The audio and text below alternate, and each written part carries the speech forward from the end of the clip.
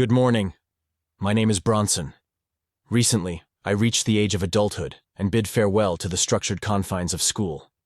I was set to embark on a new journey. A few days later, I would begin my career in the military with aspirations of one day venturing beyond our world as an astronaut. The cosmos always held a mesmerizing allure for me, and the prospect of exploring its vast expanse filled me with an exhilarated sense of purpose. While my ambitions were among the stars, my earthly pursuits were equally fulfilling. Among them, swimming reigned supreme. The sensation of gliding through the water was liberating. Each stroke propelled me forward with effortless grace. It's a passion which has remained steadfast throughout my life, offering solace and rejuvenation in equal measure. Yet swimming is only one side of my multifaceted interests and skills. From a young age, I've harbored a fascination with mechanics, relishing the opportunity to dissect and understand the inner workings of machinery. Whether it's tinkering with electronics or fine-tuning intricate mechanisms, I find immense satisfaction in problem-solving and innovation. Astronomy holds a special place in me, serving as a constant source of wonder and inspiration. Peering through the lens of a telescope, I lost myself in the depths of the cosmos, marveling at the beauty of distant galaxies and celestial phenomena. It's a pursuit which fueled my curiosity and ignited a sense of awe at the vastness of the universe. Family has always been paramount in my life, grounding me amidst the tumult of ambition and exploration. Their unwavering support and love served as the cornerstone of my endeavors, providing me with the strength and resilience to pursue my dreams with unwavering determination. And then there was PC. He was a presence which altered the trajectory of my existence. His arrival brought with it a profound sense of purpose and companionship, weaving our lives together in ways I never thought possible. Despite our differences, we complemented each other and found comfort and joy in each other's company. As for Rhett Baker, my childhood best friend and erstwhile crush, our paths have diverged over time. Though we once had a bond forged in shared interests and experiences, my heart belonged to another. Rhett's presence lingered as a reminder of the past, and my sight was firmly fixed on the future, where infinite possibilities awaited with PC. By my side. It was a typical afternoon at the community pool. The sun cast a warm glow over the shimmering water as I indulged in my favorite pastime. The rhythmic strokes of my arms propelled me through the crystalline depths, each movement a testament to my love for the water. As I surfaced, I noticed PC. Standing by the edge of the pool, his eyes fixed on me with an intensity I learned much earlier was not good. I offered a friendly nod, but something in his expression was off. "Hey," he began tentatively, his voice tinged with uncertainty. "Can we talk?" "Sure."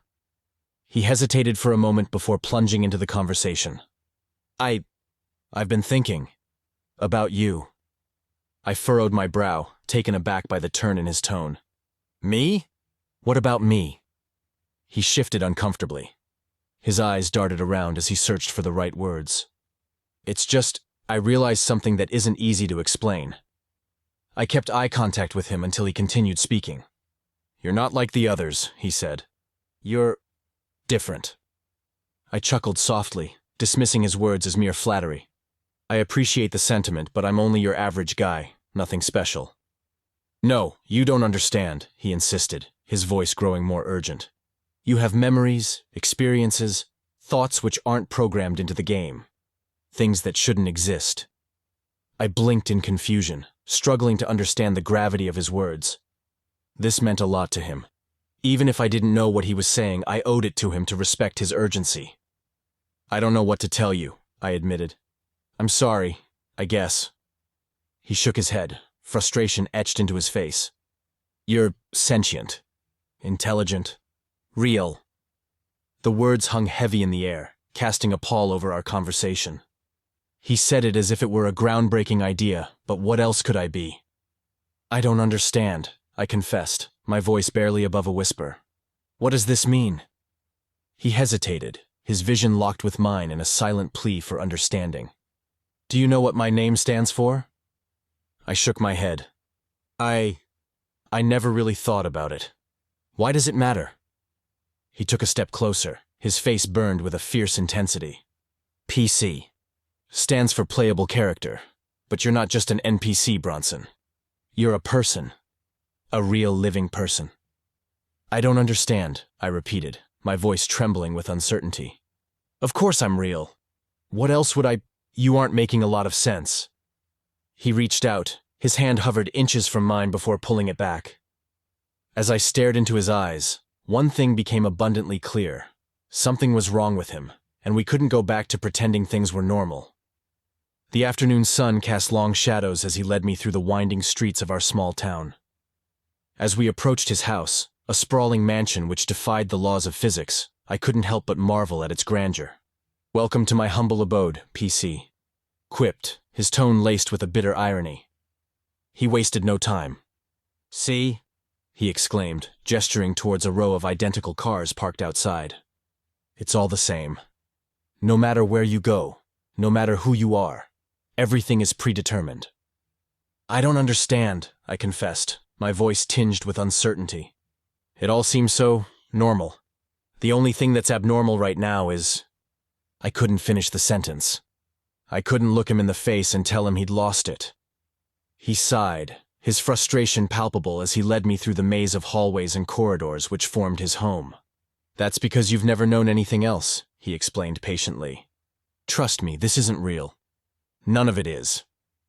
As we reached the living room, he gestured towards the television. Its screen flickered to life with a cacophony of colors and sound.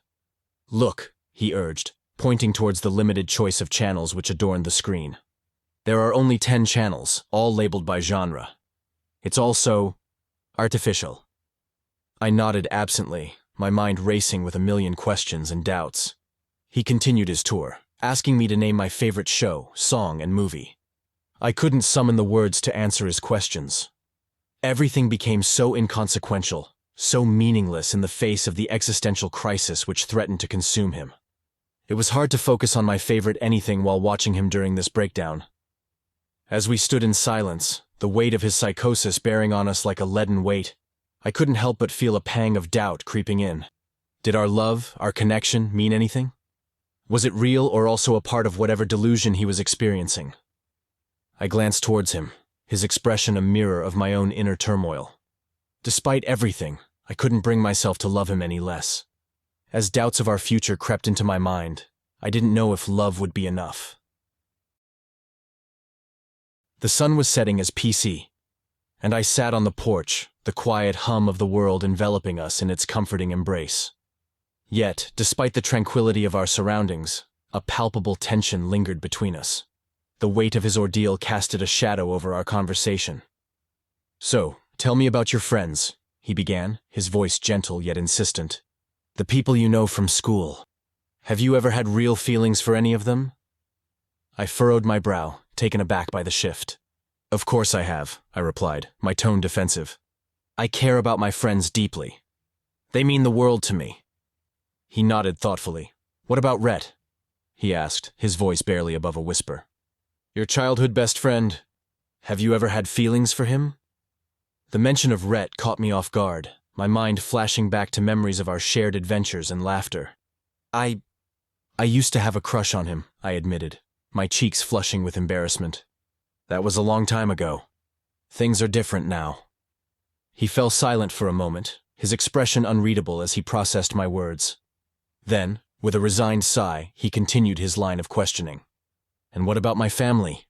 Have you ever wondered why you've never met them? Why you can't remember who your own grandparents were?" The questions hung heavy in the air, casting a pall over our conversation as I struggled to find the words to respond. I don't know," I confessed, my voice barely above a whisper. "I haven't thought about it." He nodded in understanding, his expression filled with a mixture of sadness and sympathy. "And what about us?" he pressed, his voice tinged with desperation. "How do you know you love me? When did you start loving me? Was it by choice?" The questions hit me, each one tearing at the fabric of my reality as I grappled with the implications. Love? Choice? It was a concept so foreign, so incomprehensible I struggled to find the words to respond.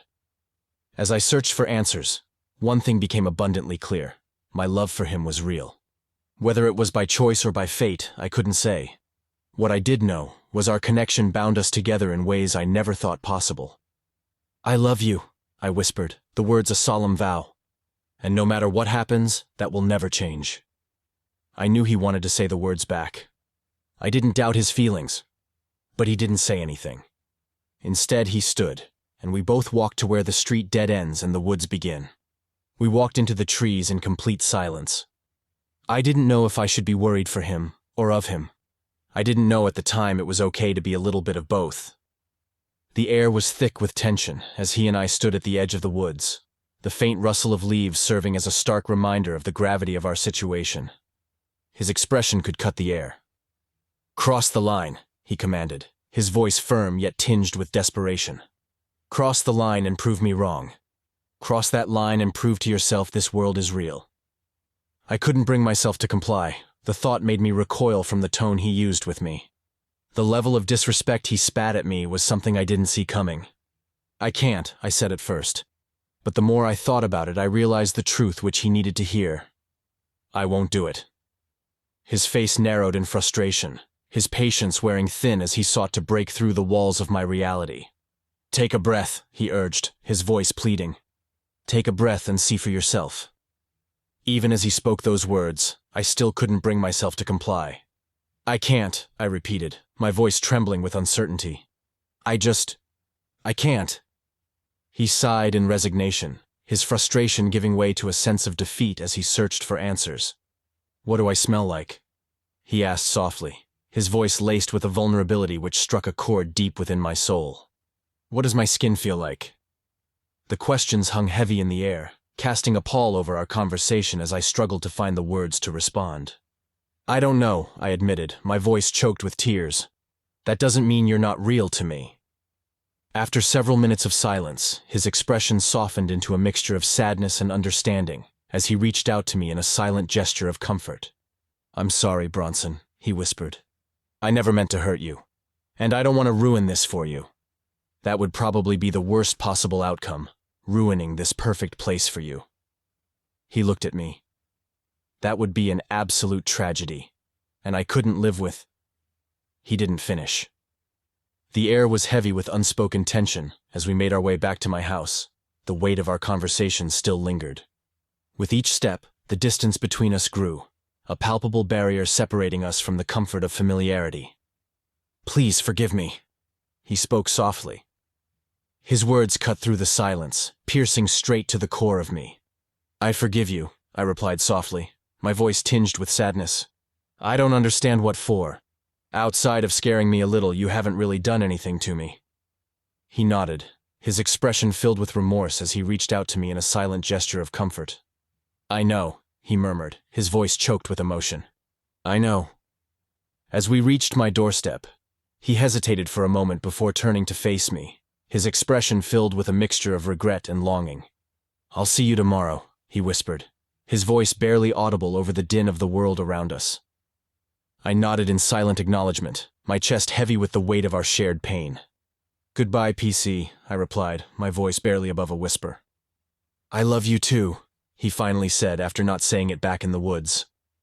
The following day dawned bright and clear, the promise of a new beginning hanging in the air.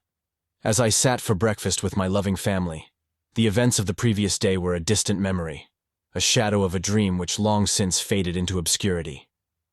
With each bite, I savored the warmth of their love and the comfort of their presence.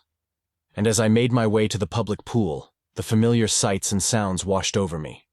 They filled me with a sense of peace and contentment.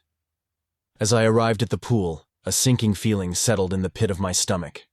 He was nowhere to be found. And as I watched the water ripple gently in the breeze, a newfound clarity came over me. My feelings for PC changed. The allure of his mysterious presence no longer held the same sway over me. Just like that. Instead, it was Rhett who occupied my thoughts in all the same ways he used to. How he did before I met PC. Rhett's familiar smile and easy laughter tugging at the corners of my mind like an old friend I regretted losing touch with. As I dove into the cool waters of the pool, the weight of uncertainty lifted from my shoulders, replaced by a sense of freedom and clarity. Besides, I already had a lot to do with the new job and all. And as I swam lap after lap, the sun shining on me like a guiding light, I knew no matter what the future held, I would always find peace and a decent life in the world around me.